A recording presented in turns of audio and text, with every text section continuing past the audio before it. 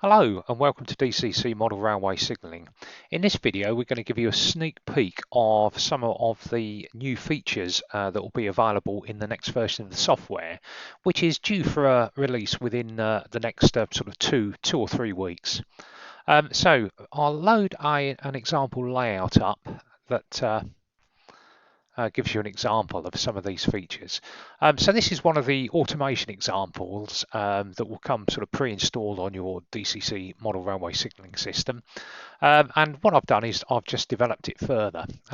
So the first thing is now for the settings, if you select the track sensors, you've got the GPIO port to GPIO sensor mappings, but we've now also included a sort of useful mapping to the signals that actually use these sensors. So if I just put this into edit mode, and there we go. So GPIO 4 is signal 17. So if I double click on signal 17, and click the automation tab, yeah, there we go, GPIO 4. And this is sort of quite useful because if you wanted to know the mappings any other way, you'd end up having to click through all of your signals and then sort of make a note in a sort of notepad or on a piece of paper somewhere. So this will hopefully make life a bit easier for you when you are configuring your layout. So we'll just OK that to get rid of it. The second new feature is under utilities. We've now got a drop down selection for DCC mappings, and what this does when you click on that, this gives you a mapping in ascending order of all the DCC addresses that you're using in your layout configuration and what they're mapped to. So for example, in here we've got address 100 101 are mapped to signal 10, 120 121 to signal 12, and again this is sort of quite handy because it makes sort of deconflicting your sort of DCC address mapping policy much easier if you can sort of see what's been mapped to what. And with this feature, we've also been able to improve the validation when you're assigning DCC addresses. So if I was, for example, just to create a new signal there, and I'll just open the configuration for that, and we'll just have a look. So if I now try and select a DCC address that's in use by something else, so for example, 1002, as soon as I press enter, that now goes red to highlight a validation error. And if I hover over that, I now get the tooltip telling me that that DCC address is already mapped to point 2. And so if we now go back to our DCC mappings window, yes, we can see 1002 is mapped to point 2. Similarly, if I select another address, 601, that will tell me that DCC address is already mapped to signal 7.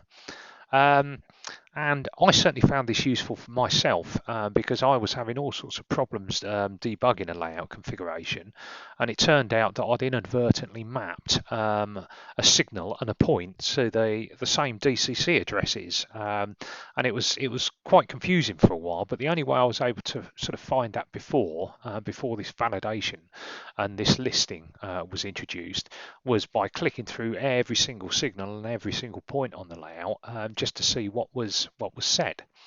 So that's basically the 3 things. You have the DCC address validation, and you've got the same validation for the points. So if I go for 6001, for example, 601, there we go, it's already mapped to signal 7. Now for the next feature, I just need to open up another layout file. And this is a feature that I again need for my layout, which is sort of currently in development, and I hope to be sort of fitting some more DCC decoders and track sensors shortly. But on my layout, I've got several sidings, and this is an example of one set of sidings that sort of comes off the main running line.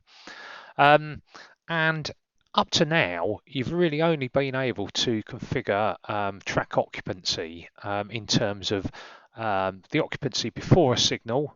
You get a signal passed event and it passes it to the section in front of the signal. And that's also well and good for the main running lines and the main areas of your sort of station and your lines that are where it's appropriate to have signals. But in many yards, it's just a sort of free-for-all, and you've effectively just got one signal controlling the exit from the sidings. So what we've got now is we've got a new track sensor object. That's available here. Before the software gets released, there'll be an icon for it rather than the text, so you can see it's still work in progress. But if I double click that, that brings me up something which is, at first glance, it's pretty similar to the point interlocking tab. Let's just close that. So for example, if I just open a point interlocking tab, there we go. So if you remember in some of our earlier videos, this is how we set up the various sort of signal routes. And then on the automation tab, when that particular route is set, what track section is linked to what track section. So it's a pretty similar configuration here in terms of you've got the route there and you've got the track section, and that's behind the sensor, but you've also got, for maximum flexibility, routes behind and routes ahead of the track sensor. So you could have one single point with a fan out each side, and depending on what the points were set, it would pass sort of any route on one side to any route on another side when this track sensor is passed. But for this example, you can see here, track section 6 is just one side of the sensor, just on the main route, and there's no points in the way at all. But the other side of the sensor, you've effectively got a fan out of 6 sidings. And so all you really need to do here is to define the point settings that are required to give access to those sidings, and the appropriate track sections where it'll pass them to. You've got the ability to assign GPIO sensors, the same as the same as with the sort of signal pass and signal approach sensors. But that is it. I'll apply that and I'll just give you a quick demonstration. So I'll just put this into run mode. You can see I've already got some sort of trains lined up here. So if we look at just sort of changing some routes randomly,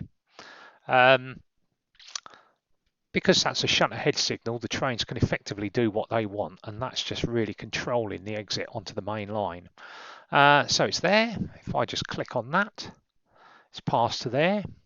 Now if I click on the track sensor, it's passed it correctly down into that track section.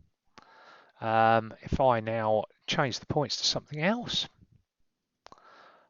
click on the track sensor again, and because that's occupied and this is clear, the software knows that it's got to pass it from one to the other.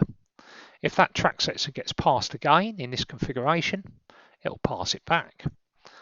Pass again, and then past that signal into there, and we'll just go and put that somewhere else. Now we'll just sort of stick it in the train into there. So there we go, 1, 2, and it's back there. So between a combination of signals and track sensors, you can pretty much maintain a sort of knowledge of where all your trains and all your engines are on the layout, without having to sort of extend the signalling into the motive power depot or the goods yard or the traction maintenance depot. Coming out onto the main line, let's just change that signal to there.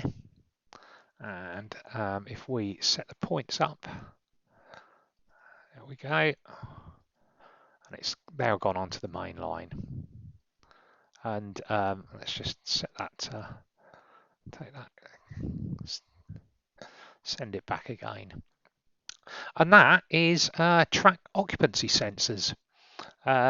So I think that concludes the new features. Depending on what time I get, there might be a few more little bits and pieces, minor improvements in there. But I hope you found that interesting. So thank you for watching.